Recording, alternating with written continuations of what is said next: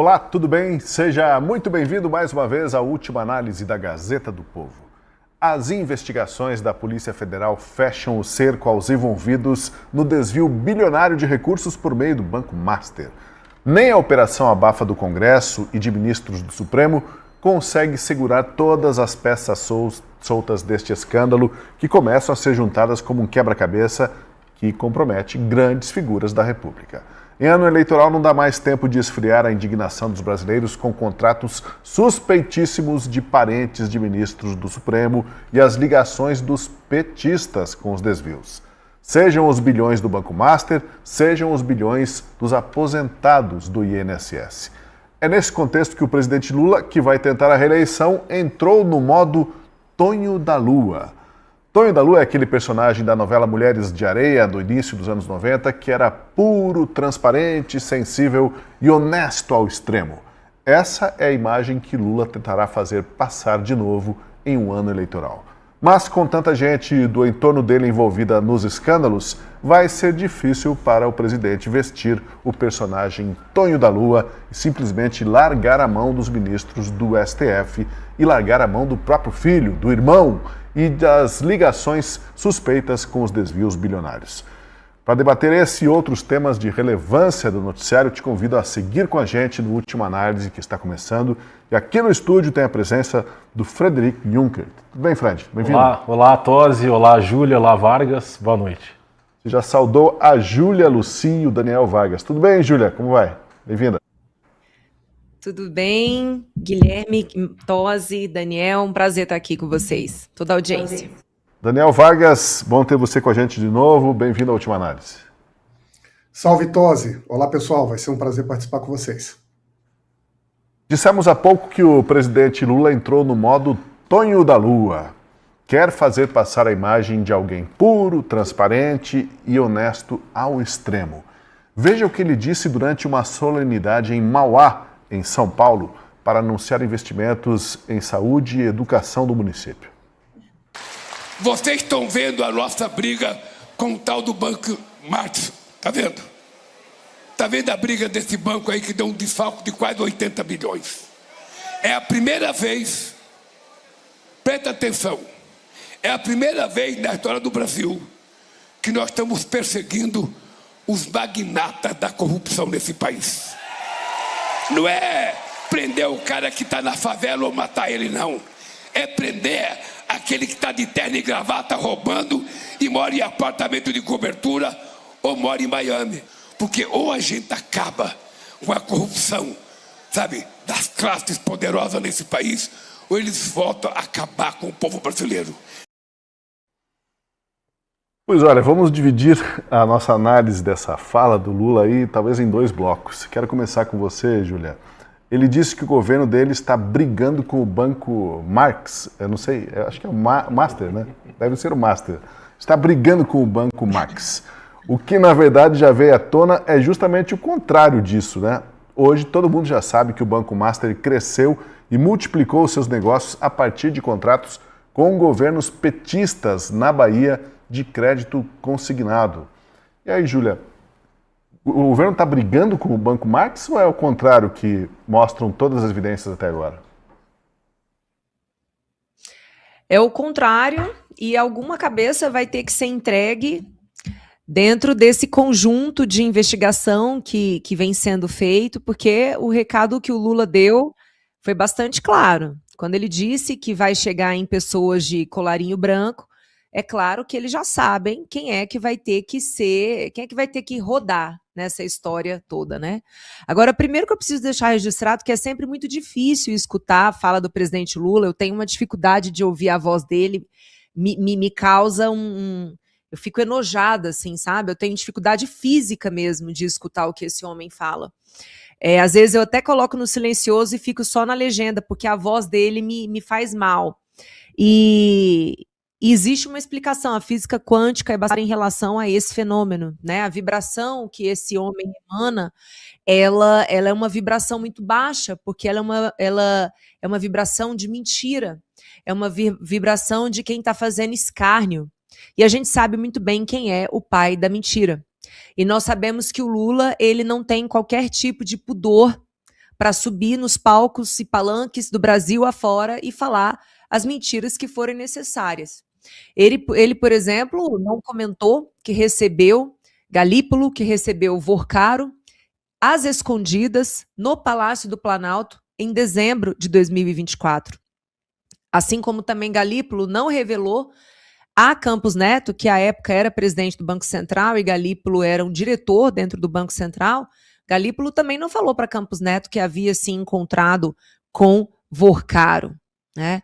E depois disso, o Vorcaro esteve diversas vezes no Banco Central, conversando em diversas diretorias, dentro das indicações já feitas pelo presidente Lula. Então, Lula soube, ainda no início do problema do Master, de liquidez do Master, do que se tratava. E a relação que Lula tem com o caso é bastante estreita, porque o seu líder no Senado, o senador Jacques Wagner, que é, portanto, uma pessoa de confiança do presidente Lula, foi a pessoa que fez a ponte para a contratação do Guido Mantega por R$1 milhão para prestar consultoria ao Banco Master.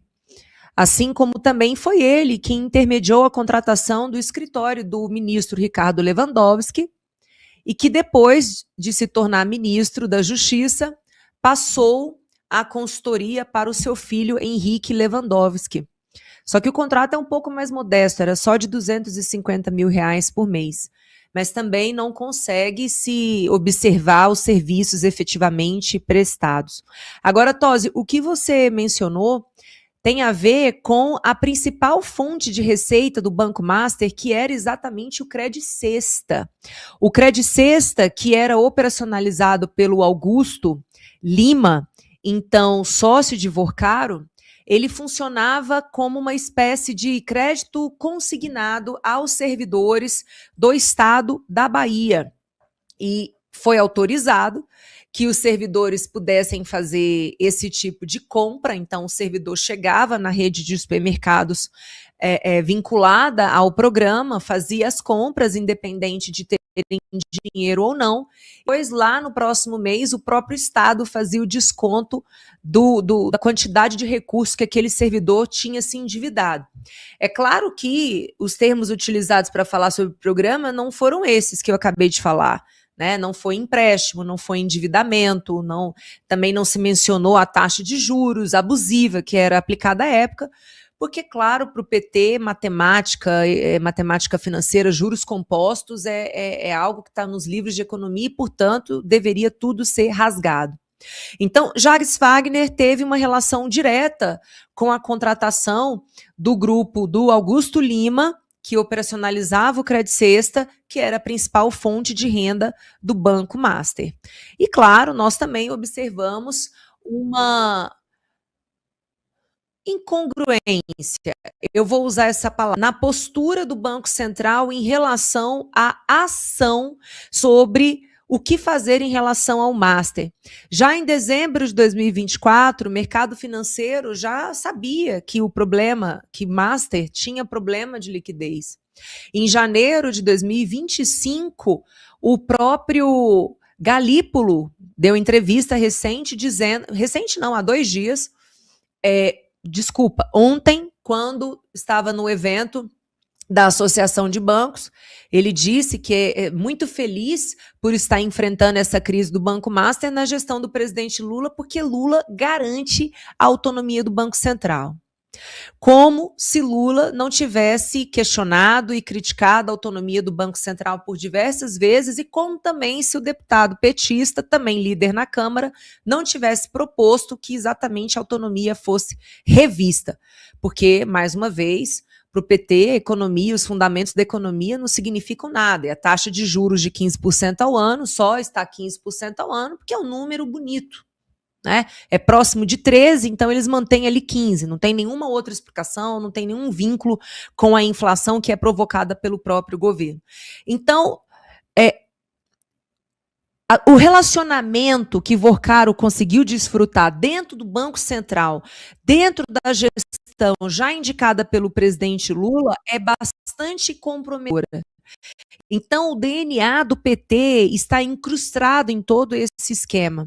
Mas é claro que Lula nunca faz o devido enfrentamento, o PT nunca culpa, ele nunca faz nenhum juízo de consciência e esperar algo diferente desse mentiroso seria inocente. Eu acho que não tem nenhum telespectador nosso que acreditaria que é oportunamente. Olha, o Lula disse que é a primeira vez na história do Brasil, tem essa frase que ele sempre repete, né? Nunca na história desse país, mas pela primeira vez na história do Brasil, estão perseguindo os magnatas da corrupção. E essa frase aqui a gente tem que repetir na íntegra, saindo dos lábios da Lula. Do Lula. Ele disse, ou a gente acaba com a corrupção das classes poderosas nesse país, ou eles voltam a acabar com o povo brasileiro. Mas eu faço questão de colocar de novo essa fala, porque é inacreditável que tenha saído dos lábios dele. Porque ou a gente acaba com a corrupção, sabe, das classes poderosas nesse país, ou eles voltam a acabar com o povo brasileiro. Vargas, como assim, né? A primeira vez em que magnatas da corrupção estão sendo perseguidos pela justiça. Será que o Lula se esqueceu do Mensalão, do Petrolão e de toda a turma que foi presa por causa desses escândalos, junto com ele, de desvios bilionários comprovados pela Operação Lava Jato? Tudo bem que a memória de muita gente é curta, mas a memória dos brasileiros é tão curta assim que não dá nem uma década, né? De toda essa corrupção que a gente viu instalada no país, e agora o presidente disse que pela primeira vez os magnatas estão sendo investigados como se fosse um mérito e iniciativa do governo dele, que pelo contrário, como disse a Júlia Lucier, está com as digitais nesses escândalos. Digamos, Tosi, que o forte do Lula nunca foi a coerência. Se a gente for examinar os discursos, os argumentos que ele apresenta ao longo do tempo, a onda vai virando conforme as circunstâncias. E agora é outra vez uma outra onda que se instala com um discurso que, na verdade, parece muito diferente, de certo modo é, porque em outros momentos ele pode falar outras coisas, mas que resgata o Lula original. Um Lula que foi, digamos assim, forjado na arte política da polarização, em que, para que ele crescer, é necessário apontar o dedo, identificar um conjunto de falhas que estão ligadas a um conjunto de personagens, mas também a instituições. E agora, a oportunidade do momento é apontar o dedo para os poderosos de sempre, para as instituições omissas, que muitas vezes são coordenadas ou apropriadas por esses mesmos poderosos e que impedem o povo de se desenvolver. Veja só, o mesmo presidente Lula, que ao longo dos últimos anos implantou uma série de políticas cujo efeito foi pegar um conjunto de direitos previdenciários, direitos sociais, direitos dos mais vulneráveis, um conjunto de proteções estabelecidas pelo Estado para assegurar que pessoas, no fim da vida, possam ter um conjunto de renda básica garantida. Esses direitos, através de um conjunto de políticas, através de um conjunto de parcerias com aliados políticos do presidente, através de um conjunto de decisões institucionais que autorizaram a mobilização desses recursos para criar dívidas transferidas para banqueiros que agora se locupletam com o endividamento dos mais pobres. Sob o pretexto de combater a corrupção e resgatar a massa abandonada historicamente da opressão imposta pelas instituições, malcomunadas com os agentes do poder, Lula faz o contrário. Desmonta por dentro os mesmos direitos sociais que ele diz defender, colocando, de um lado, essa população mais vulnerável numa situação crônica de endividamento, de insegurança, de derrota, de perda dos seus bens, ao mesmo tempo que entrega bilhões para um conjunto de agentes do setor financeiro que despacharam com lideranças do Planalto. Não que esses despachos tenham sido para legitimar, para autorizar uma transferência de dinheiro, mas houve encontros, houve relações, houve diálogos, e agora, de repente, Lula descobre que tem um problema ali. E volta o Lula de sempre a agir. Nessas circunstâncias em que eu já não posso mais contar com a força, com a credibilidade das velhas instituições do passado, que agora estão sob o meu comando, mas que parece que não cumpre bem aquilo que eu quero, o que eu faço? Desmonto tudo isso que está aí. Esqueço toda a história, nego toda a existência, todo o esforço, todo o trabalho de todos aqueles que apontam os desvios e os desmandos que têm acontecido no Brasil e faço o quê? Chamo o povo para acreditar em mim, o Salvador. É uma velha história que nós já conhecemos, de desautorizar toda a institucionalidade brasileira, de passar uma borracha para que todos esqueçam tudo que aconteceu na nossa história e entregar o poder a uma pessoa que tem a arte do discurso, que tem a capacidade de polarizar e explorar a dor e o sofrimento de quem mais precisa, para outra vez, veja só, tentar sair-se vencedor. Agora, esse país também tem história. E esse país tem um conjunto de pessoas que estão acompanhando o que tem acontecido ao longo do tempo, que aprenderam, que evoluíram, que erraram porque acreditaram no atual governo no passado, entre outras pessoas que participam desse programa, inclusive, mas que agora estão muito atentos, porque aprenderam que os erros cometidos no passado não podem se repetir no futuro. Pois é, Fred, o Vargas bem lembrou que coerência nunca foi muito forte do presidente Lula, né? Mas é que até a incoerência, até falar uma coisa, depois desdizer essa mesma coisa, dizer que não falou, contradizer, negar a realidade, até isso tem um limite, né? Não é possível que os brasileiros tenham uma memória tão curta, como eu disse, que não vão perceber aí um jogo de palavras de Lula só para esconder e para, quase de forma cínica, dizer que pela primeira vez nesse país os poderosos que cometeram crimes de colarinho branco estão sendo perseguidos. O que aconteceu nos governos, o que aconteceu nos escândalos do Mensalão e do Petrolão? Só para dizer os dois. Pois é, Tosi, ele investe nessa retórica porque é uma aposta que já funcionou outras vezes.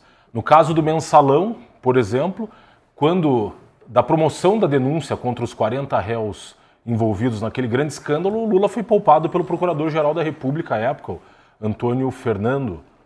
A retórica mesmo de luta contra, né, os poderosos, os magnatas, no início do governo Lula, quem, né, for mais velho vai se lembrar, a Polícia Federal faz uma operação contra a dona da loja Daslu, Eliana Tranchese, e ele também falando, olha, agora no Brasil do Lula, os poderosos e os ricos vão responder e vão pagar pelos seus crimes.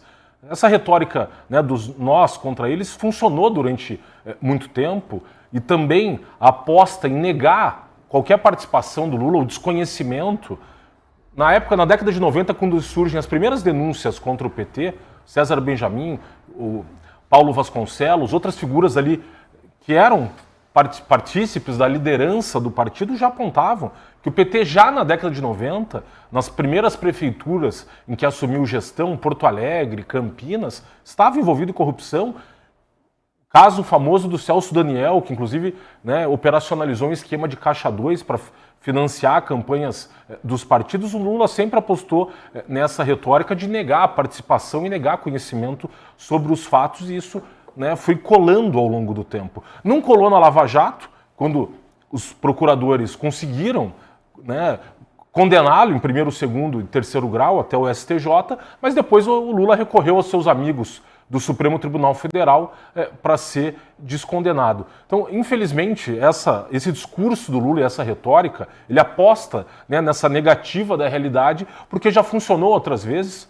Inclusive diziam que o Lula era uma espécie de teflon, que nada pegava nele, não importa o quão enredado nesses escândalos ele estivesse. A gente pode ficar aqui horas elencando cada um dos esquemas de corrupção em que o PT está envolvido e que o Lula, né, também esteve ali ligado aos principais personagens, mas sempre alegando o desconhecimento. Então, esse discurso é mais do mesmo, mas é uma aposta numa tática que funcionou durante muito tempo. Não funcionou na Lava Jato, como eu disse, mas depois ele recorre ao STF e consegue se livrar, e ele apostando de alguma medida ou na ignorância das pessoas, por desconhecerem, né, a história do país, ou na burrice de enxergar, né, os contratos Guido Mantega, Lewandowski, todos ali personagens próximos do Lula, enredados nesse escândalo que nasce, como bem lembrado, com os contratos consignados envolvendo a gestão do PT na Bahia, PT que governa a Bahia há 20 anos, né, gestões de Jacques Wagner, agora do próprio Jerônimo, e eles querendo negar a presença dessas digitais que chegam ali na antessala do Palácio do Planalto, assim como o próprio esquema do INSS, em que o Lula dá uma declaração sobre o filho dele, dizendo, olha, eu conversei com meu filho assim que o nome dele apareceu nas investigações do INSS, e ele me disse, e eu falei para ele, olha, se você estiver envolvido, pague pelo que você fez. Você vê, nem o Lula acredita na inocência do filho, que ele não fez uma defesa da inocência e da não participação do filho. Ele falou, olha, filho, se você tem algum envolvimento, você que pague pelo que você fez. Então ele sempre apostou nessa retórica, ela funcionou durante uma boa parte do tempo e ele conta, né, com essa, ou, como eu disse, com a burrice e com a ignorância das pessoas para ver se cola mais uma vez essa retórica, Tosi.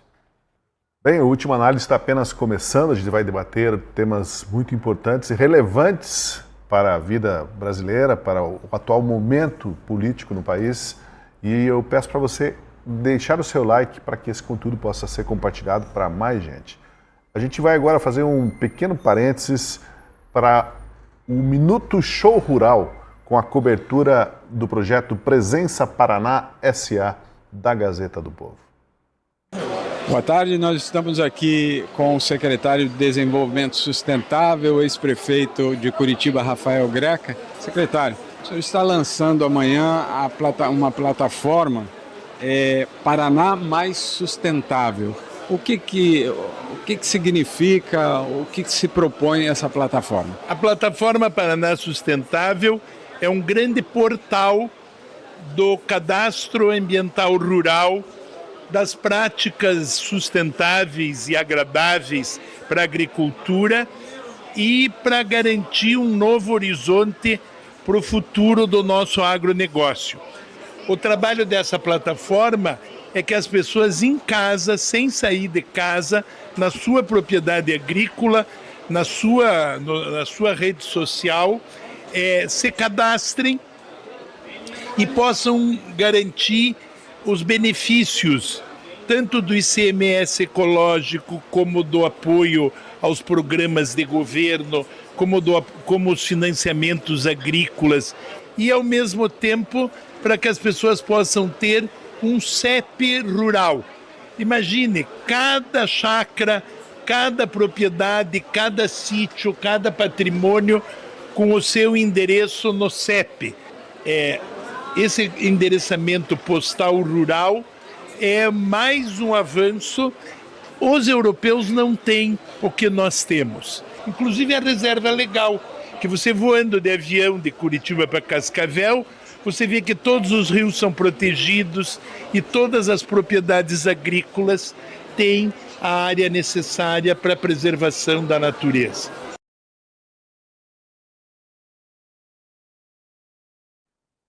Olha, imaginar que os brasileiros se esqueceram completamente dos escândalos do Mensalão e do Petrolão, como estávamos falando, seria muito cinismo. É muito recente, foi tudo muito forte para simplesmente fazer de conta que tudo isso não existiu. Mas agora, de fato, Fred, Júlia e Vargas, Lula dá sinais de alguma confusão mental, pelo menos. No evento em Mauá, lá em São Paulo, o presidente cometeu a gafe das gafes. Ele chamou a atual mulher pelo nome da ex-mulher. Semana que vem, eu vou com a Marisa numa jamanta, com a Janja, numa jamanta dessa, e a Janja vai fazer mamografia. Eu sei que é um exame dolorido, eu sei que as mulheres não gostam, as máquinas estão mais modernas agora, mas a gente vai fazer. Eu quero ver ela fazer, para depois fazer propaganda. Fred, esse é um daqueles momentos em que o sujeito pensa, estou ferrado, vou para casa e vou ter que dormir no sofá, né? Porque ele trocou o nome da atual mulher pela ex ou pela falecida esposa, né? Aí complica muito, ainda mais para alguém que gosta de ter protagonismo como é a Janja, né? Pois é, vai ter problema em casa, com certeza. E o que chama atenção é até a cara do Boulos no fundo ali, segurando o riso e fingindo que não aconteceu nada, né? Sendo que a pessoa do lado dele estava dando risada. Isso acontece, né? Foi só para mostrar que, de alguma forma, aí parece que realmente quem fala muito, né, comete esses escorregões. E quem fala muito e tenta reinventar, reinterpretar a história, corre maior risco ainda de soltar alguma bobagem. Olha, a realidade brasileira é bem diferente daquela pintada por Lula de um governo que combate a corrupção como jamais se combateu na história desse país. Na nova avaliação do Índice de Percepção da Corrupção, mantido pela organização Transparência Internacional, o Brasil alcançou a marca de 35 pontos, Para se ter uma ideia do que isso significa, estamos abaixo da média global e também da média das Américas, que são de 42 pontos. E na classificação geral, o Brasil está em 107º lugar entre 182 países. Assim, a gente fica mais perto da Somália, a pior classificada, do que da Dinamarca, a melhor classificada nesse ranking de corrupção. No relatório, a Transparência Internacional explica a posição brasileira pela fragilidade institucional, baixa efetividade dos mecanismos de integridade e dificuldades persistentes de controle da corrupção no setor público. Bom, o Lula sempre se colocou como alguém que combate a corrupção, ainda que a assinatura do PT esteja nos maiores escândalos da República.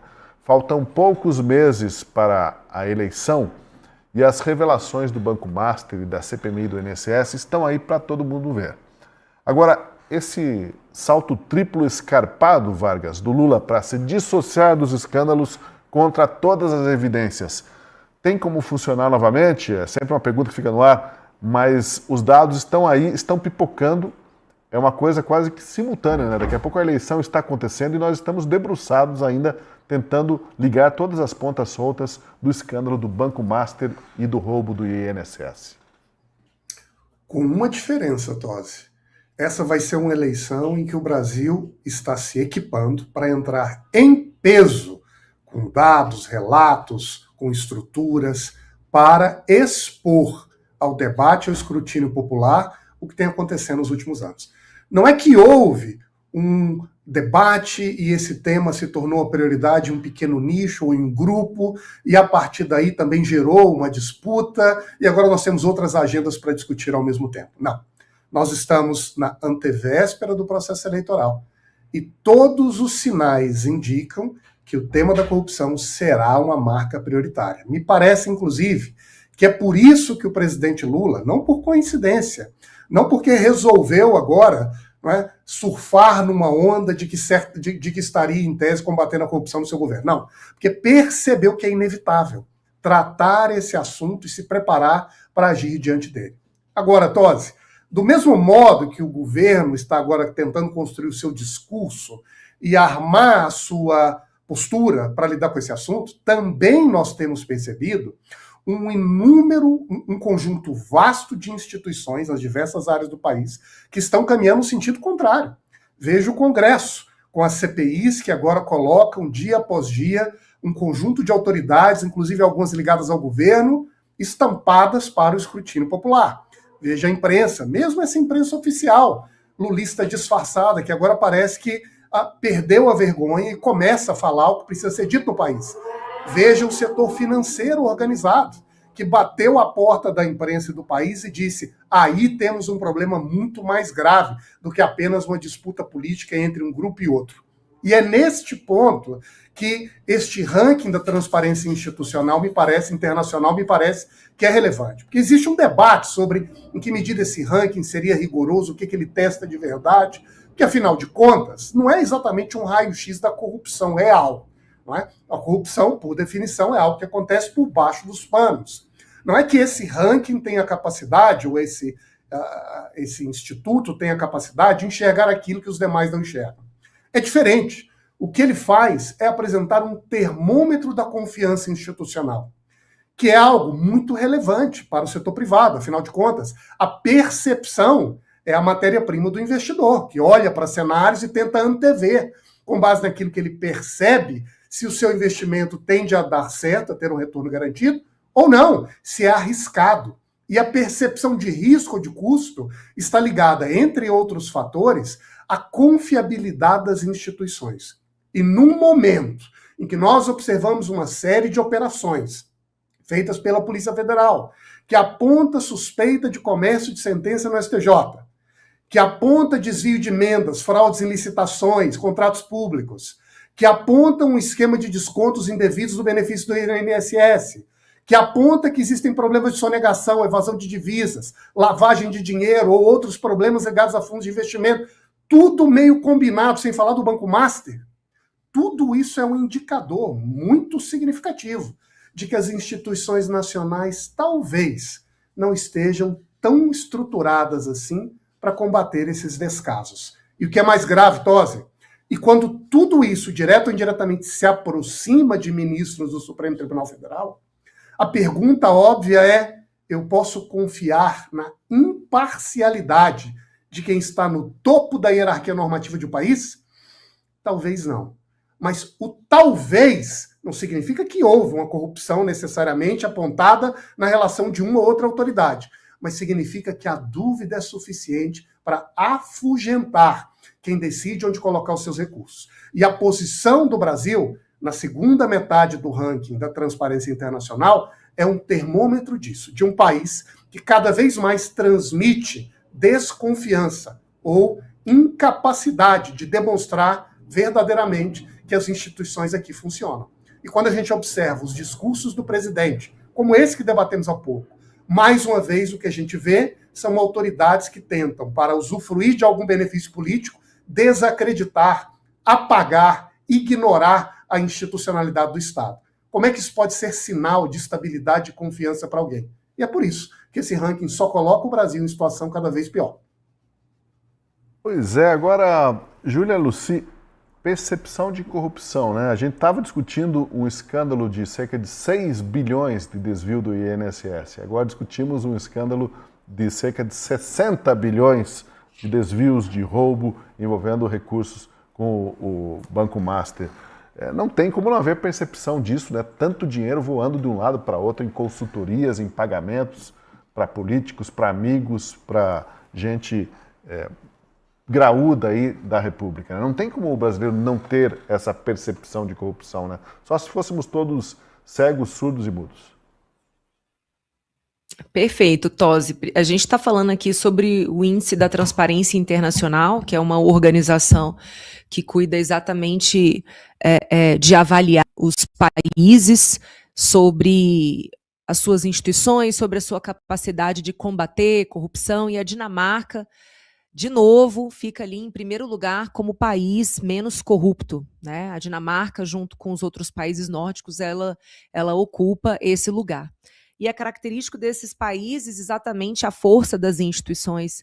Mas as instituições só vão ser fortes onde o povo for bastante duro em relação aos seus valores.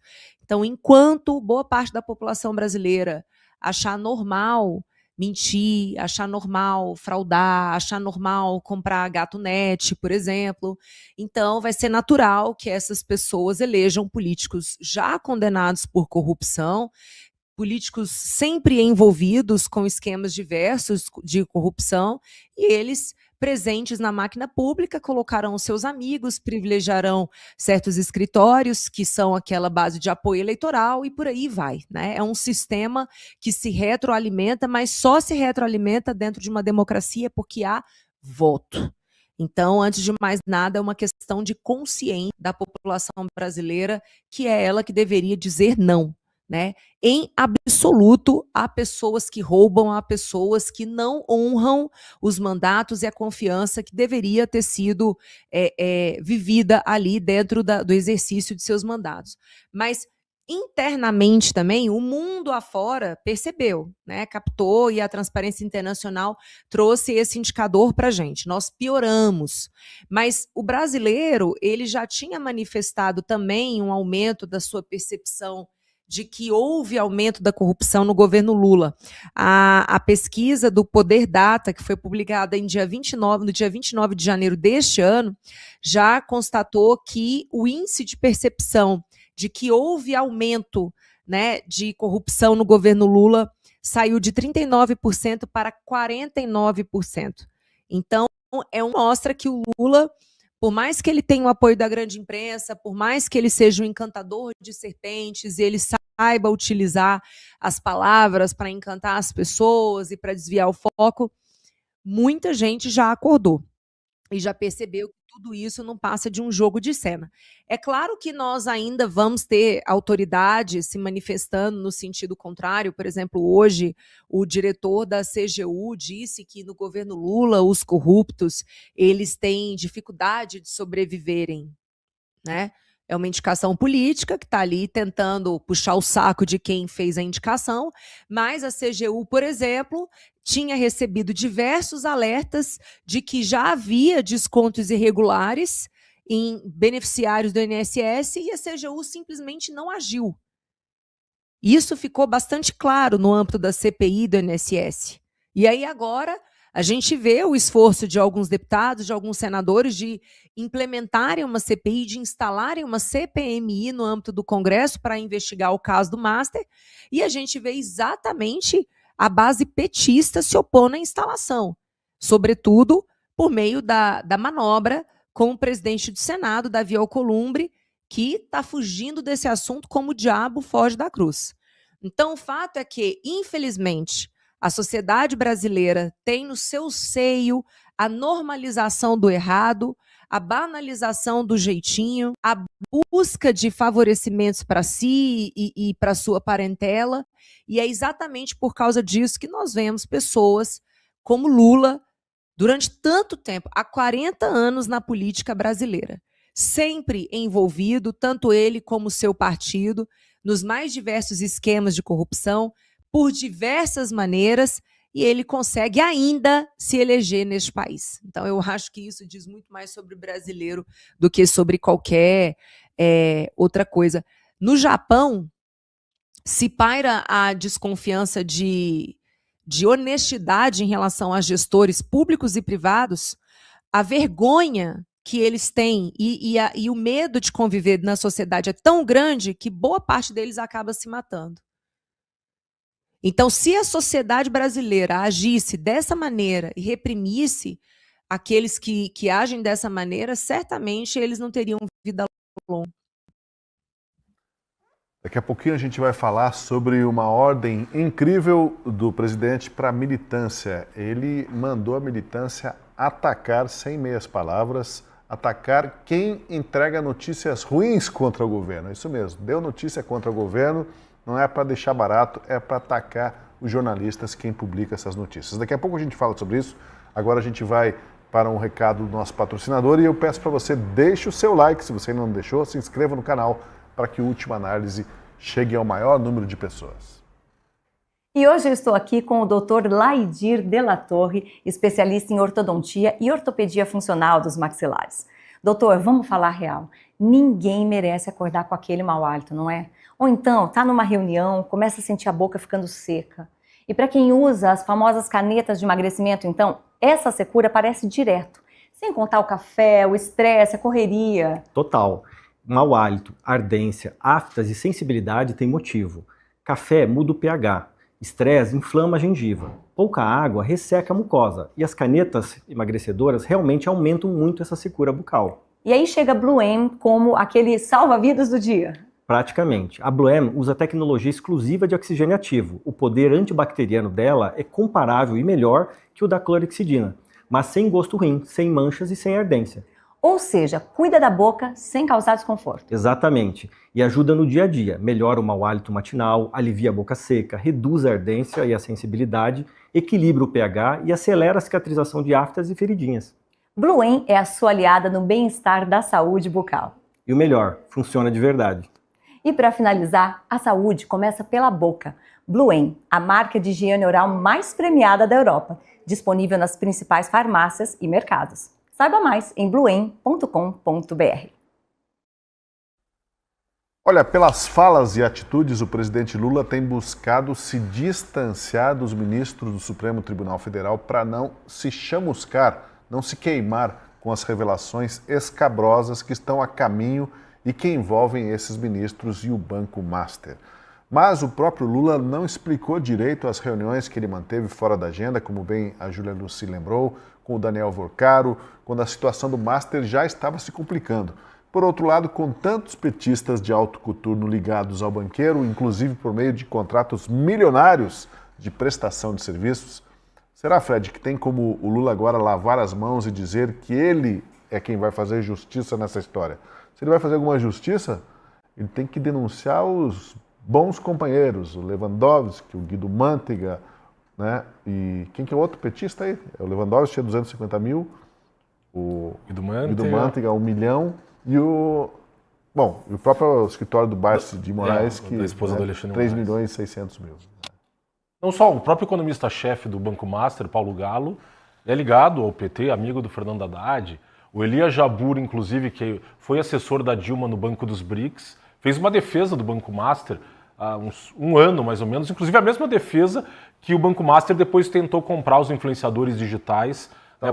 Talvez um slogan para o Banco Master seria assim, de político para político nós temos a chave dos cofres. Né? Alguma coisa assim o slogan deles, né? Não é possível.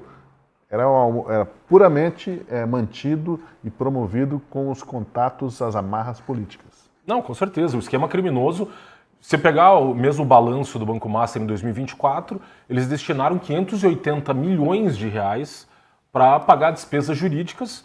E quais são essas despesas? O contrato, como bem lembrado, do Lewandowski, da esposa do ministro Alexandre de Moraes, que buscavam, no fundo, manter uma sustentação política desse esquema criminoso dentro do banco. Mas o Lula tem uma dificuldade de se desvincular, né, dessas figuras e dos próprios ministros do Supremo Tribunal Federal. A jornalista Mônica Bergamo falou que um dia antes da reabertura do ano judiciário, o Lula esteve reunido num jantar com Alexandre de Moraes, com Gilmar Mendes, Flávio Dino e Cristiano Zanin, que teria, né, falado que estava preocupado com o próprio ministro Dias Toffoli, que ele tinha, né, que tentar limpar a sua imagem, se desvinculando também do escândalo do Banco Master, mas também é impossível. Os dois irmãos do Toffoli, que supostamente são donos do resort Itaiaia, tem lá, né, tinham como sócio Fabiano Zettel, cunhado do Daniel Vorcaro. Depois quem compra a integralidade das cotas do resort é o advogado da JBS, dos irmãos Batista da JBS. Então é muito difícil, por mais que o Lula tente fazer esses malabarismos retóricos, ele se desvincular desse grave escândalo do Banco Master e dos próprios ministros do Supremo Tribunal Federal. Ele reconheceu há pouco tempo que o seu governo, a governabilidade do governo Lula, depende dos ministros do Supremo. Vide caso do IOF, quando o Congresso derruba o aumento do imposto, ele recorre ao ministro Alexandre de Moraes, que de uma canetada restitui, né, o aumento da alíquota, e tantos outros casos. Tem uma pesquisa que indicou que de 90% das ações que a AGU promoveu, ou partidos ligados, né, ao governo, seja o PT ou os demais partidos da franja do PT, recorreram ao STF para manter medidas ou implementar medidas que o Congresso não concordava, eles obtiveram êxito. Uma estatística que corresponde justamente ao contrário do que aconteceu no governo Bolsonaro, em que, especialmente a Rede, o PSOL e o próprio PT, mas os dois partidos menores que mais atuaram perante o STF, especialmente se utilizando das ADPFs, na época do governo Bolsonaro, para barrar todas e quaisquer medidas que o Bolsonaro tentava implementar. Então, o STF se tornando um ator político, essa associação entre STF e Lula ficando cada vez mais evidente, é muito difícil o Lula se desvincular. Na própria reabertura do ano judiciário, aquela imagem do Lula abraçado com a esposa do ministro Alexandre de Moraes, acariciando o cabelo da esposa, alguns meses atrás, no lançamento do SBT News, inclusive ele conversando ao pé do ouvido com Alexandre de Moraes, e o próprio cinegrafista do SBT News captando a imagem, e vai lá o fotógrafo oficial do Lula afastando o cinegrafista para não captar aquele momento constrangedor que expõe as entranhas da República Brasileira. Essa associação, essa relação promíscua entre integrantes do Supremo Tribunal Federal e o próprio presidente Lula, como Vargas colocou na questão quando discutindo a corrupção. A corrupção hoje, né, no Poder Judiciário, não é uma corrupção só de um suborno eventual que um juiz receba ali, um pagamento mediante uma contraprestação de um serviço, né, de uma decisão judicial direcionada. Não, na maior parte das vezes a corrupção hoje institucional no Brasil é uma relação espúria que se estabelece entre um poder e outro quando há um desvio de finalidade, um desvio institucional de atores que não se comportam dentro do que se espera dentro de um determinado arranjo e desenho institucional brasileiro. Quando o Supremo Tribunal Federal atua para além das suas atribuições constitucionais e legais, ele está se corrompendo. Está corrompendo todo o coração da República Brasileira, que é estruturada, né, em torno desse princípio da separação dos poderes. Justamente, e a separação dos poderes é pensada como um mecanismo de freios e contrapesos para evitar esse tipo de abuso que, em último caso, redunda na postura do ministro Dias Toffoli de ser, muito provavelmente, proprietário de fato, né, de um resort no norte do Paraná. Essa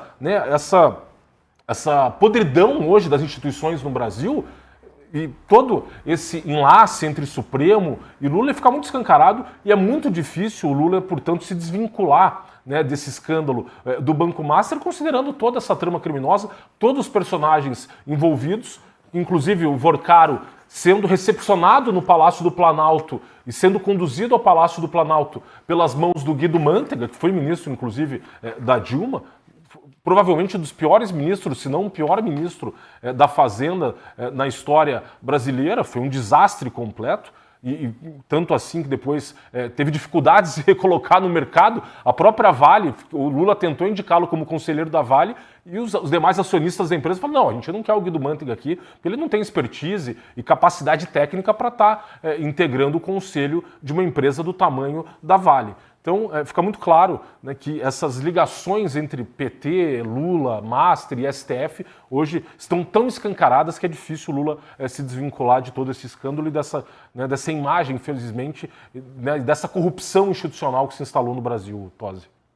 Eu sei que tem alguns dos nossos espectadores que não gostam nem de ouvir o presidente falar, mas enfim, ele está na cadeira de presidente do país, a gente precisa analisar os passos e as atitudes, as ações do senhor Luiz Inácio Lula da Silva.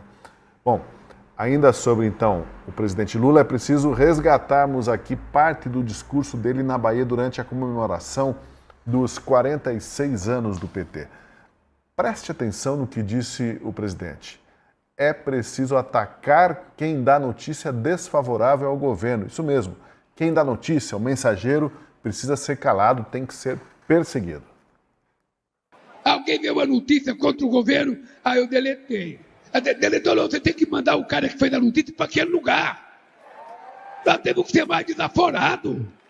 Porque eles são desaforados. E nós não podemos ficar sendo quietinhos. Não tem essa mais de Lulinha, paz e amor. Tem essa mais. Essa eleição vai ser uma guerra. Vai ser uma guerra. Eu ouvi o Daniel Vargas, começar ouvindo você, Vargas, que é estudioso da liberdade de expressão. Não é grave essa pregação do Lula aos militantes? Tem que atacar, tem que ser agressivo contra quem dá uma notícia desfavorável ao governo. A palavra é dele, não é, Tosi? É uma convocação de guerra. É como quem diz, existem as linhas tradicionais da política. São as regras do jogo, em que o governo tem autoridade, tem o poder, tem a polícia, tem o dinheiro, precisa se justificar. Existem escândalos, investigações, partidos de oposição, cuja função é fiscalizar e cobrar o governo. Vem a público para botar o dedo nas feridas, exigir respostas, argumentos, justificativas do governo, explicações para o que a imprensa toda está noticiando. E qual é a postura do governo? Em vez de dialogar sobre essas acusações, mostrar fatos que desprovem aquilo que está sendo colocado, a demonstrar como o que está sendo acusado como uma falta, na verdade, não foi bem interpretado ou está errado, em vez de se engajar com o debate que caracteriza a democracia e permite o avanço, permite a escolha livre das pessoas, Lula convoca a claque para combater o mensageiro. É como se ele estivesse dizendo, não vamos jogar na bola. Neste jogo, com as regras estabelecidas, nós vamos perder. E, portanto, ou nós entendemos que agora virou guerra, e a expressão é do Lula, o que vai exigir de nós novas armas, porque na bola a gente já perdeu. O nosso meio de campo não consegue mais tocar a bola para o lado, os nossos atacantes estão intimidados, o zagueiro já está querendo sair. E o que sobra é um esforço quase que desesperado de mudar o campo de batalha, de trazer o jogo para uma guerra suja, não é? E passar, portanto, a mobilizar a população, utilizar os seus instrumentos, colocar aquilo que o governo tem à sua disposição para combater as instituições e as pessoas que discordam do governo. Ora, isso é claramente uma atuação do presidente que ameaça o segmento, a qualidade e o próprio resultado do processo eleitoral. O governo e o presidente não estão dispostos a aceitar o jogo democrático e a seleção que a urna faz com base em argumentos, contra-argumentos, fatos, críticas que caracterizam um regime democrático em qualquer sociedade como a nossa? Ora, se não é essa a intenção do presidente, se o que ele está dizendo é precisamos agora combater o jogo como ele é jogado, eu creio que aqui nós estamos flertando com uma ameaça aos padrões eleitorais típicos de uma democracia. Na verdade, isso não deveria ser grande surpresa para ninguém, que já vem acompanhando o modus operandi deste governo, na sua coalizão, no seu consórcio umbilical com o Supremo Tribunal Federal, que ao longo dos últimos anos vem degradando, fragilizando, criando exceções, limites à liberdade de expressão, coincidentemente para fragilizar quem ataca o governo. Coincidentemente para blindar as autoridades de qualquer ameaça que mine a sua credibilidade ou a sua atuação. O que nós estamos vendo, Tosi, é uma espécie de convocação antecipada para uma batalha que, não tenhamos dúvida, será muito dura e, olha, flerta de maneira muito, muito próxima com um questionamento, com uma desautorização ou, quem sabe, com uma ruptura com os padrões de como uma democracia deve funcionar. O papel de quem está na oposição é fiscalizar, perguntar, questionar e exigir respostas de quem está no poder. E o papel de quem está no poder é se explicar, justificar, fundamentar e debater. Não é chamar para a guerra. Pois é, agora quando esse chamamento vem do maior líder desse pessoal que está no governo, o maior líder desse partido e desses militantes, as coisas podem se complicar, né, Júlia Lucy? Porque é uma militância que ela idolatra, por vezes, o presidente Lula, inclusive vai ser homenageado no Carnaval, né? Isso aí é outro assunto que a gente vai debater daqui a pouquinho, esse desfile de escola de samba homenageando um presidente no exercício do poder em ano eleitoral, né?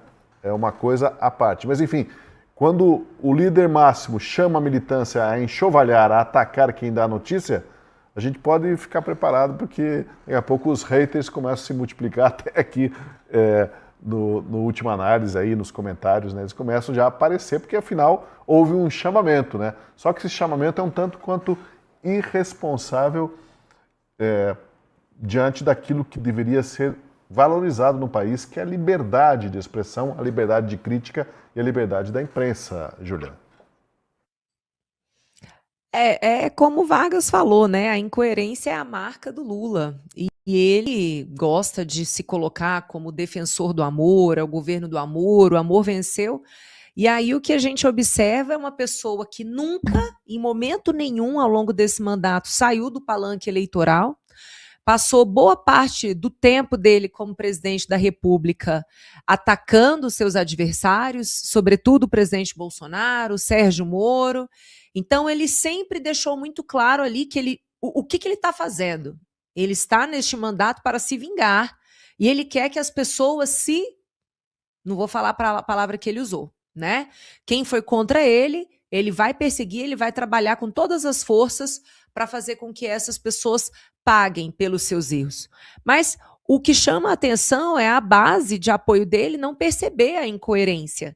Como pode uma pessoa que diz defensora do amor ser a mesma pessoa que convoca os brasileiros, os militantes dele, para fazer guerra com o outro lado, né? A incoerência deveria ser percebida por qualquer pessoa minimamente que tem uma estrutura de raciocínio lógico na cabeça, porque uma coisa é incompatível com a outra. Mas nós sabemos da dificuldade cognitiva de boa parte dos brasileiros e é por isso que uma pessoa como essa, mais uma vez, está aí e continua firme e forte na política brasileira. Agora, sobre a agressividade e a forma de falar, eu, Tosi, sou bastante defensora da liberdade de expressão. Então, eu acho que as pessoas elas precisam ser livres para falar aquilo que elas pensam. Aí cada um vai fazer o juízo de valor sobre o tipo de palavra que vai usar, sobre a reputação que quer nutrir, sobre as brigas que quer comprar. Então, é um juízo de valor individual sobre como se comportar. Então, se por acaso a gente vai ter mais hater, eu particularmente sou bem nada com hater, acho que o hater é um sinal muito importante, Porque quando você faz um trabalho bem feito, você começa a incomodar as pessoas e a partir do incômodo gerado você tem hater. Triste é aquele que não tem hater, porque é uma pessoa inexpressiva, que não provocou reação, o uso ali de uma energia mínima de uma outra pessoa para poder fazer um comentário contrário. Então, eu acho que nós que estamos expostos nas redes sociais, nós devemos estar mais que acostumados com isso e mais do que acostumados, devemos estar preparados. O meu receio é quando existe a institucionalização das máquinas do Estado para perseguir aqueles que são oposição. Então, a partir do momento que as contas das pessoas são suspensas, a partir do momento em que as pessoas são encaixadas no inquérito das fake news, no inquérito eterno, isso é o que me preocupa, quando você tem o aparelho coercitivo do Estado sendo manobrado para passar a impressão de que uma certa linha de pensamento ela não pode continuar existindo. Mas quando a disputa ali é de privado para privado, eu acho que deixa livre, cada um faz ali o seu exercício de consciência sobre como quer se expressar. Pois é, já que estamos falando de liberdade de expressão, a propósito dessa disposição do Lula de atacar quem dá notícia contra o governo, veja só, o Supremo tomou uma decisão recente que também vai nessa mesma linha, de agravar a pena para críticas exageradas contra as autoridades. Os ministros validaram uma norma recente que agrava a punição para crimes contra a honra, injúria, difamação e calúnia, quando o alvo das críticas é uma autoridade pública. E agora é oficial. As penas para quem ofender um agente do Estado são mais duras, 1/3 a mais para o sujeito, do que o que seria aplicável ao cidadão comum. Fred, é a institucionalização do... Você sabe com quem está falando? A institucionalização da carteirada, o carteiraço. Numa verdadeira democracia não ocorre justamente o contrário, Fred. Se a pessoa é uma figura pública, se ela exerce cargo de governo, mais ela deveria tolerar a crítica dura e até os excessos da retórica, né? Com certeza, e essa era a jurisprudência do Supremo Tribunal Federal até há pouco tempo, Tosi. Só queria voltar para comentar uma coisa da fala do Lula, que isso é bem coerente com a prática do PT e do Lula desde que ele chegou ao poder em 2003, essa questão de atacar os críticos do partido e essa chamada matilha para reunir a tropa e combater a oposição. Quando o Lula assume o poder em 2003, uma das primeiras propostas do petismo, a chamada regulamentação dos meios de comunicação ou democratização dos meios de comunicação, e na sequência a criação de um Conselho Federal de Jornalismo. E por que um Conselho Federal de Jornalismo? Porque eles queriam justamente exercer um poder fiscalizatório e disciplinar sobre os jornalistas que divergissem da narrativa do petismo. Houve uma reação naquele momento e o PT acabou recuando. Logo depois, o próprio secretário de comunicação do PT, Alberto Cantalice, chegou a falar que eles tinham que perseguir aqueles jornalistas que fizessem críticas ao governo Lula e ao PT, dentre eles, inclusive, publicando uma lista. Augusto Nunes, à época, o Reinaldo Azevedo, quando ele era diferente do Reinaldo Azevedo de hoje, o próprio Olavo de Carvalho, Diogo Mainardi, dentre outras figuras que, à época, eram das poucas vozes na imprensa tradicional que criticavam o partido. Depois, quando surgem as redes sociais e as pessoas se tornam críticas e podem exercer a sua liberdade de expressão nas redes sociais, o que faz o governo Dilma? O famoso projeto Humaniza Redes, sob o disfarce e a justificativa de combater o ódio nas redes sociais. O ódio nada mais era do que a crítica exercida pela população contra as políticas desastrosas do governo Dilma, eles alegando essa necessidade de humanizar as redes para calar esses críticos. E essa decisão do Supremo Tribunal Federal hoje, ela também vai nesse mesmo sentido da fala do Lula. Aumentar a pena para quem critica autoridades públicas e eventualmente pratique o que eles consideram crime contra a honra, injúria, calúnia, difamação, vai na contramão do que se pratica nas democracias. Do ponto de vista do direito constitucional, quando você está lidando com autoridades públicas, com figuras públicas, o âmbito de proteção do direito à honra dessas autoridades é menor do que uma pessoa na sua vida privada. A jurisprudência da Suprema Corte americana reconhece isso e a Suprema Corte brasileira, inclusive inspirada na Suprema Corte americana, também o fazia. Há um precedente importante do Tribunal americano chamado New York versus Sullivan. É um caso de 1964 em que a Suprema Corte americana, diante de uma crítica do New York Times ao Sullivan, que era um chefe de polícia no estado do Alabama, eles consideraram que, olha, para você considerar praticado um crime de difamação contra uma autoridade pública, você tem que comprovar, a pessoa atingida na sua honra, a autoridade pública, tem que comprovar a má-fé do jornalista para conseguir condenar o jornalista por crime contra a honra, no caso de uma difamação, ou, inclusive, a má-fé é uma imprudência ou imperícia na apuração do fato que tenha levado aquele jornalista a eventualmente divulgar um fato falso que possa macular de qualquer maneira a honra dessa pessoa. E o próprio Supremo Tribunal Federal tem inúmeros julgados citando essa decisão da Suprema Corte americana, nesse caso New York versus Sullivan, que reconhece justamente isso, que a honra das autoridades públicas, ela, óbvio, também é protegida, mas num grau muito menor do que as pessoas privadas, porque ao escolher ingressar na vida pública, você está suscetível às críticas, ao escrutínio do público e, dentro desse debate, inclusive a críticas duras, ácidas. E o próprio ministro Alexandre de Moraes, numa decisão de 2017, ao apreciar uma questão que regulamentava o exercício da liberdade de expressão durante o período eleitoral, ficou famosa uma frase dele naquele momento, dizendo, olha, quem não quer ter a sua honra atacada, que não vá para a arena pública. Ele falou isso. Mas, infelizmente, desde 2019, toda farta, longa jurisprudência do Supremo Tribunal Federal até esse período, como aquela própria questão das biografias não autorizadas, quando a Carmen Lúcia diz o cala-boca já morreu no Brasil, ou quando o Supremo, diante da DPF, que apreciou a recepção da lei de imprensa no país, voto do Carlos Aires Brito, que ficou muito famoso à época, em 2010, dizendo, olha, a lei de imprensa, que era da época dos governos militares, era um entulho autoritário e, portanto, ela não foi recepcionada pela Constituição de 1988. E essa decisão, portanto, vai na contramão das democracias mais sólidas do mundo, que justamente resguardam o direito de crítica do cidadão contra autoridades públicas, e o próprio relatório do OEA, que foi publicado no final do ano passado pelo Pedro Vaca, que veio aqui na condição de observador do OEA para fins de apurar eventuais violações ao direito à liberdade de expressão dos brasileiros, no seu relatório ele fala primeiro que o Brasil é um dos poucos países hoje que tem o crime de desacato contra a autoridade pública, porque o crime de desacato também não cabe numa democracia. Se você formula uma crítica contra uma autoridade, você não pode responder por desacato.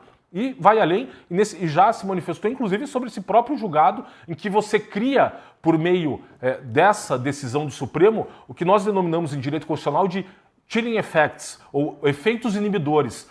Toda norma constitucional, norma legal, que de qualquer maneira possa constranger o cidadão, em que ele venha a se autocensurar, porque ele fique com receio de sofrer uma sanção jurídica em função daquilo que ele fala, especialmente contra autoridades públicas, isso gera um efeito inibidor e, portanto, essa norma ela é inconstitucional porque fere o núcleo essencial do direito à liberdade de expressão, que é voltado justamente o direito à liberdade de expressão, não só uma questão ampla de desenvolvimento da personalidade humana, mas no campo político é o direito de crítica às autoridades públicas. E, portanto, Tosi, essa decisão do Supremo é o Brasil, mais uma vez, retrocedendo numa farta jurisprudência até 2019 que privilegiava e protegia o direito à liberdade de expressão que a própria jurisprudência do Supremo reconhecia como um sobredireito que pairava acima dos demais direitos fundamentais, inclusive, para fins interpretativos. E, no entanto, dentro dessa cultura autoritária que tem se fortalecido no Brasil, e a fala do Lula representa bem isso, o Supremo, mais uma vez, ele quer limitar o debate público no Brasil, e especialmente nesse momento em que eles, ministros do Supremo, estão sendo objeto de um escrutínio por parte da sociedade brasileira diante de todas as condutas ilegais e imorais que eles têm adotado. Então, infelizmente, em outros tempos no Brasil, essa norma do Código Penal seria declarada inconstitucional porque ela fere o núcleo mais fundamental do direito constitucional à liberdade de expressão. Pois é, as críticas ácidas estão cada vez mais cerceadas, não pode, é proibido, vai levar processo, vai ser penalizado. Mas a louvação ao governo está liberada. Daqui a pouco a gente vai falar sobre o samba enredo louvação do presidente Lula, que deve ir a Sapucaí durante o carnaval por uma escola de Niterói. Daqui a pouquinho. Agora eu quero que você acompanhe o Minuto Show Rural com a cobertura do Presença Paraná SA aqui da Gazeta do Povo. Nós estamos aqui com o vice-governador da Cipiana. Vice-governador, o Paraná é uma referência no agronegócio brasileiro, na agroindústria, na pecuária. Em que ponto ainda é possível avançarmos nesse setor? A gente precisa melhorar aquilo que produz. Não tem mais espaços para aumentar o território. Então tem que ter qualidade no serviço, qualidade na plantação, tecnologia para conseguir aumentar a nossa produção e manter as nossas exportações. Nós não pretendemos mais vender milho e soja em grão, e sim frango, suíno, carne de tilápia e assim por diante. Portanto, vamos ser importador de milho e de soja do Centro-Oeste, o que nos orgulha muito, porque vamos exportar com valor agregado. Somos o supermercado do mundo e vamos manter e aumentar a nossa exportação graças ao que estamos fazendo em tecnologia. Um dos problemas é o juro alto. Nós estamos hoje com um juro de 15%, a Selic em 15%. É possível desenvolver, avançar no setor do agronegócio com um juro nesses níveis, nesses patamares? É possível, sim. O nosso governo está fazendo isso. Nós temos dinheiro que foi criado fundos especificamente para isso, com 8,5% contra 15%, 16% do mercado normal.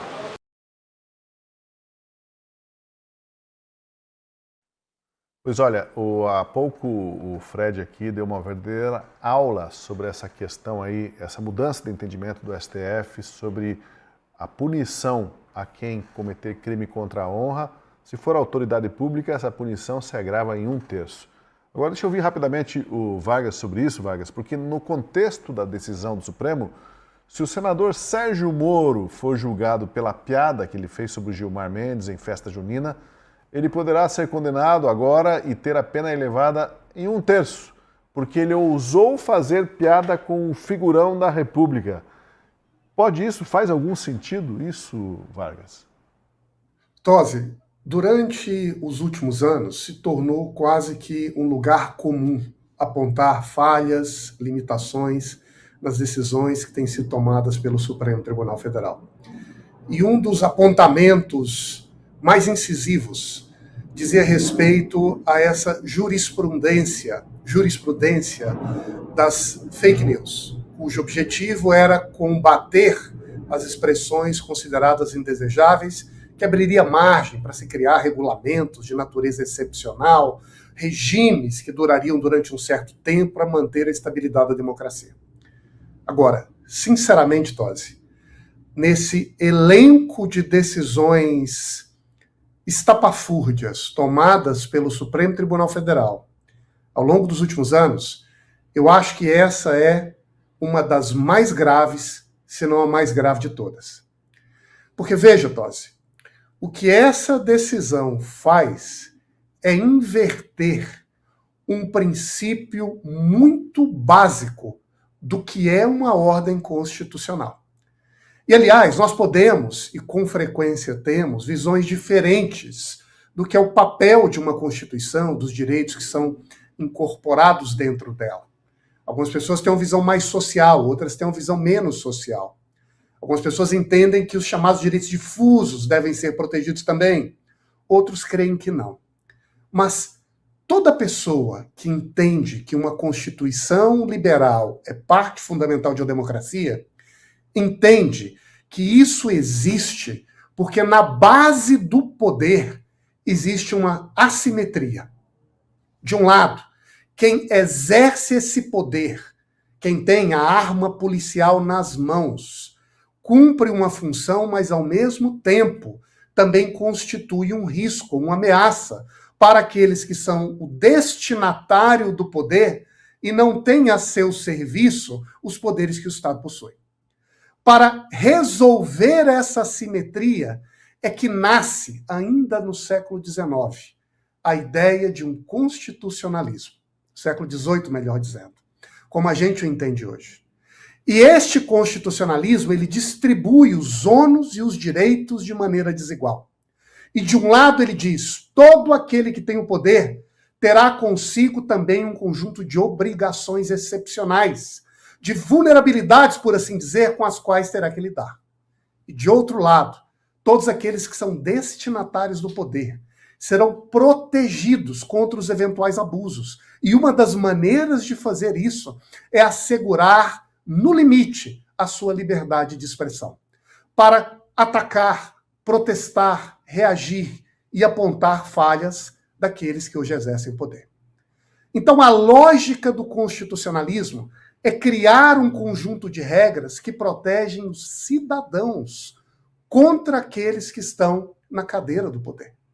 O que essa decisão faz, não só num caso particular, mas como uma tese geral, é de mudar esse regime e dizer, a partir de agora, nós precisamos constituir uma espécie de conjunto de direitos que vão proteger os poderosos contra os cidadãos. O bem jurídico mais fundamental a ser tutelado não é a vulnerabilidade de uma pessoa comum que eventualmente entra em conflito ou tensão com quem está na cadeira do poder, mas é a posição daquele que hoje tem o poder nas mãos. E olha, nós poderíamos até achar que eventuais acusações injustas merecem um combate ou eventual condenação, que determinados crimes cometidos por um indivíduo, utilizando a linguagem como maneira, também eventualmente não devem prevalecer. Agora, criar uma ordem geral que diz que o papel da Constituição é de proteger quem está no poder contra aquele que tem a seu dispor apenas a fala, é uma inversão radical daquilo que em qualquer país se poderia chamar de uma democracia livre. Olha, o Fred mencionou a jurisprudência americana. Na verdade, todos os países da Europa têm jurisprudências muito próximas a essa. A Corte Europeia de Direitos Humanos caminha na mesma direção. E aqui, outra vez, não se trata apenas de um diálogo, um debate, uma polarização entre esquerda e direita. Essa é uma visão que está na primeira aula do direito constitucional desde que ele é ensinado em qualquer escola de direito no mundo. A ideia de que cabe ao Estado proteger o cidadão contra um conjunto de ações daquele que tem o poder. E que no exercício desse poder pode ameaçar, pode limitar, pode constranger de maneira indevida, porque tem o poder nas costas, o comportamento, a ação, a expressão das pessoas comuns. Fizemos aqui o inverso. Nós legalizamos, ou melhor, nós constitucionalizamos um regime que vai proteger os poderosos. O sangue azul se tornou direito no Brasil. E agora temos uma lei contra aqueles que lesam a autoridade de quem está no poder. Ou seja, é o direito contra o povo, e não para limitar o exercício de quem tem o poder nas mãos. Pois é, que tempos que a gente vive. Vamos falar agora de política e carnaval.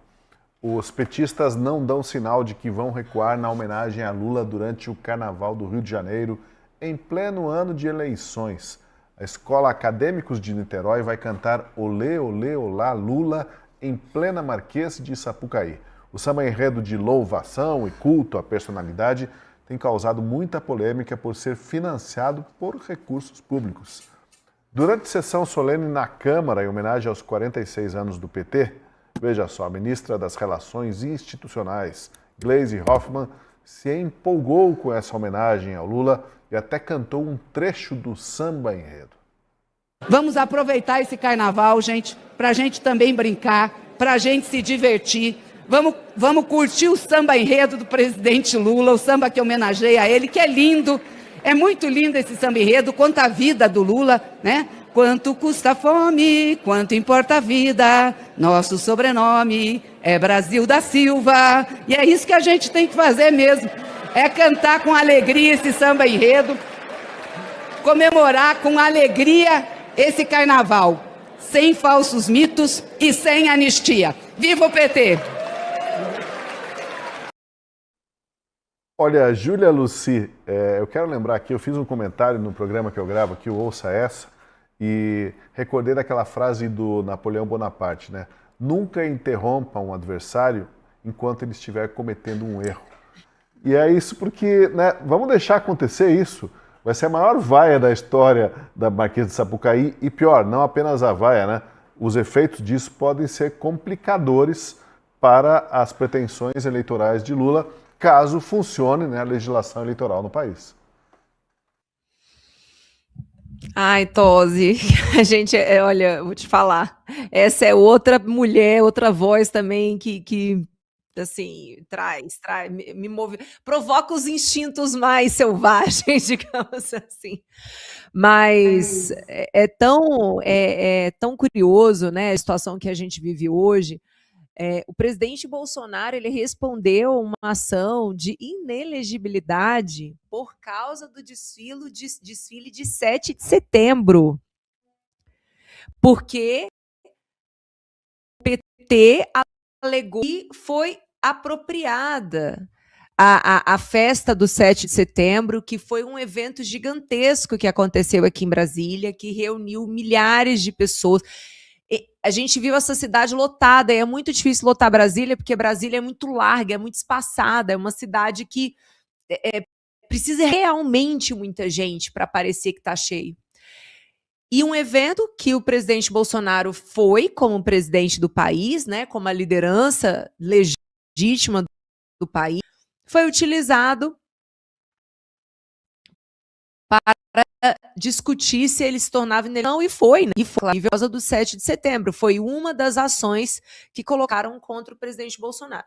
Agora, uma escola de samba recebendo dinheiro público, municipal, estadual e federal, e aí nesse último caso, vergonha para o TCU, vergonha para o ministro Haroldo Cedras, que disse, contrariamente à área técnica do Tribunal de Contas da União, disse que não tem problema de haver repasse de verba federal para a escola de samba que decidiu homenagear o presidente Lula, que está vivo e que é candidato à reeleição.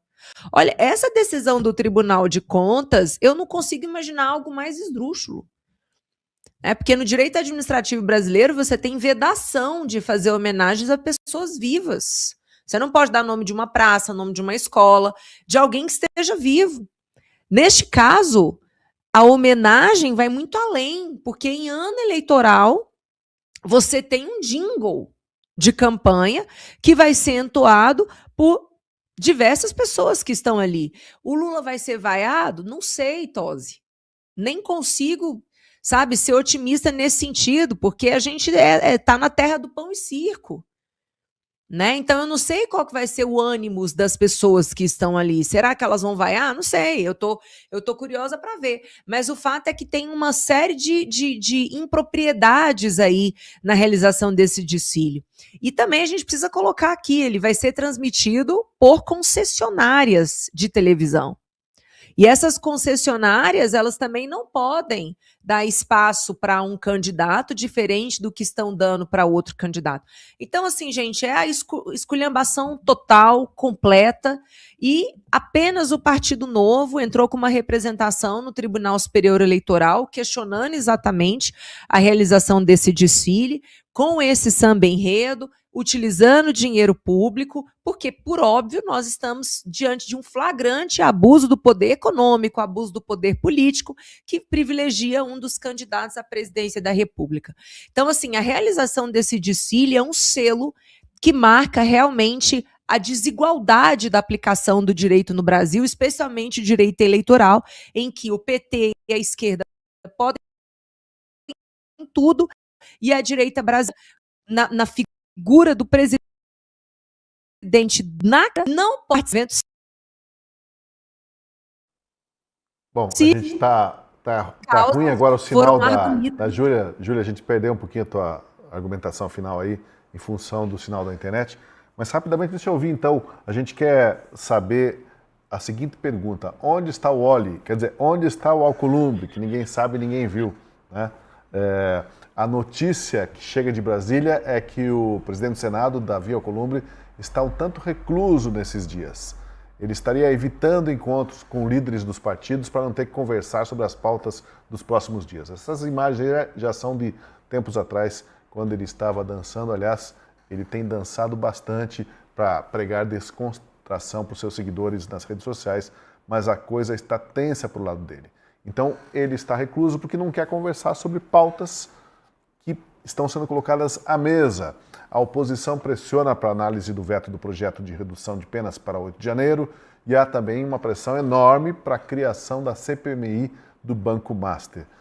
E aí, Fred, esse sumiço do Alcolumbre pode ter alguma coisa a ver com as investigações avançadas da Polícia Federal lá no Amapá, já que mostram apadrinhados do senador cada vez mais enrolados nas ordens para investir no Banco Master a qualquer custo. E antes que você me responda, uma auditoria do Ministério da Previdência Social apontou comprometimento ou influência externa nas decisões de colocar 400 milhões de reais da Amapá Previdência em títulos do Banco Master. Em outras palavras, teria havido pressão sobre o presidente da Amapá Previdência, que, coincidência, foi nomeado, apadrinhado de Alcolumbre.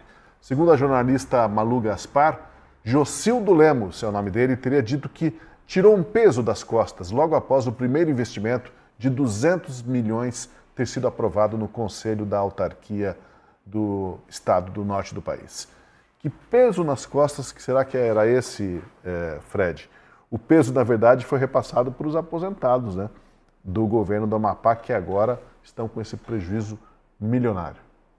Pois é, Tosi, e a pergunta que tem que se fazer é para onde foi parar esse dinheiro, né? Se ele foi, né, tirado o peso nas costas, remetido para o BRB, depois do BRB, qual o destinatário final dessa quantia?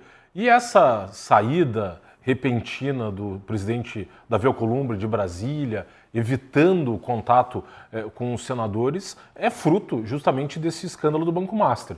Esse presidente desse Fundo Previdenciário dos Servidores do Amapá foi tesoureiro de campanha do Davi Alcolumbre nas suas duas últimas campanhas. O irmão do Alcolumbre é conselheiro desse fundo previdenciário e surgem questionamentos, para além da questão dos créditos consignados, do próprio Fundo de Depósito Judiciário do TJ do Maranhão, que também fez um depósito no BRB. E agora surge também essa questão envolvendo aí esse braço, né, da Previdência, que sempre, infelizmente, esses fundos de Previdência foram vítimas de escândalos de desvio e corrupção. O caso do FUNCEF é muito notório, o Fundo dos Servidores da Caixa Econômica Federal, quando na Lava Jato descobriu-se um prejuízo ali de 21 bilhões de reais em função aí de aplicações indevidas dos recursos desses servidores. O caso notório também do Postales, o fundo de pensão dos carteiros, que chegou a investir o dinheiro dos carteiros em títulos da dívida pública da Venezuela.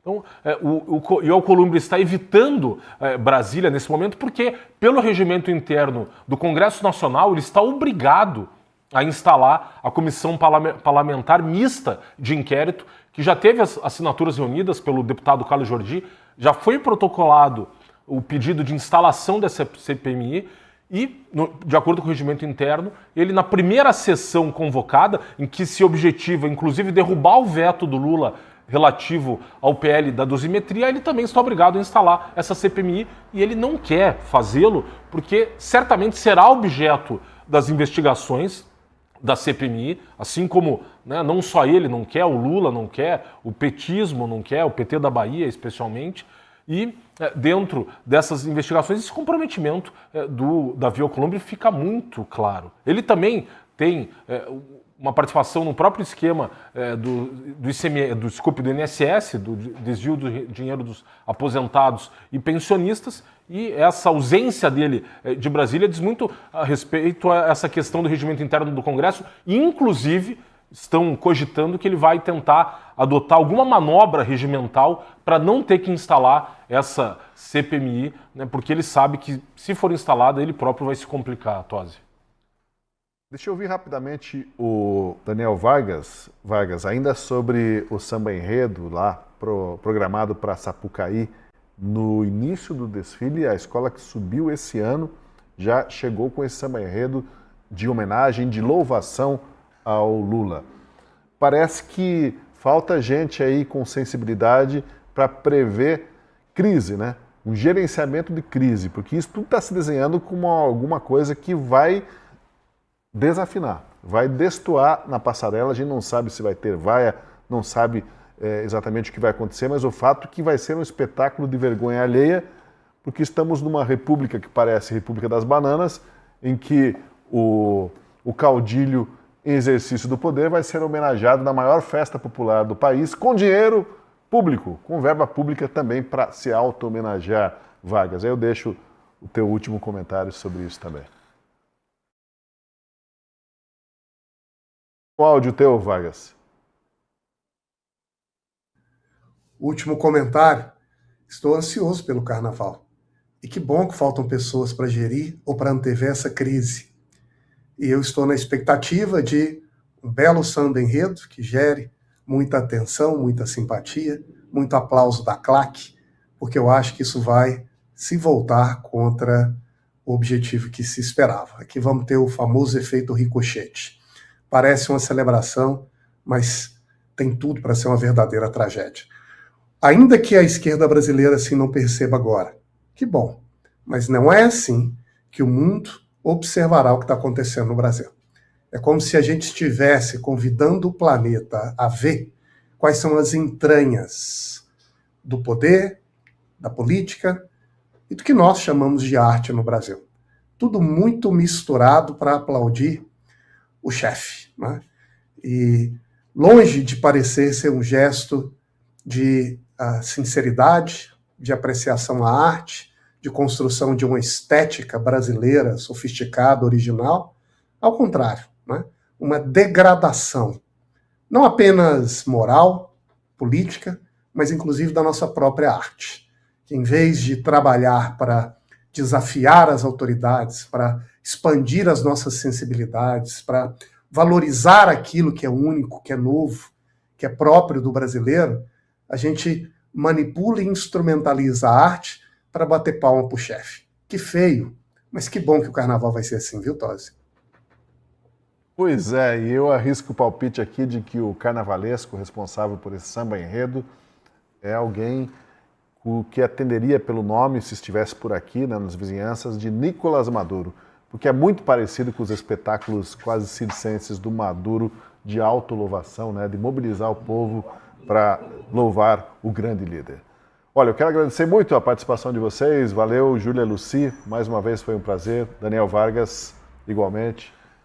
Também você, Fred Junkert, e especialmente a você que sempre acompanha o canal da Gazeta do Povo e o nosso programa Última Análise. E fica o convite reiterado para ser assinante da Gazeta, a Gazeta que está completando 107 anos em defesa da liberdade de expressão, da justiça, e traz esse conteúdo todo na publicação online gazetadopovo.com.br. Você se torna assinante, tem acesso a conteúdos exclusivos e dá um apoio para que programas como Última Análise possam continuar sendo produzidos e veiculados.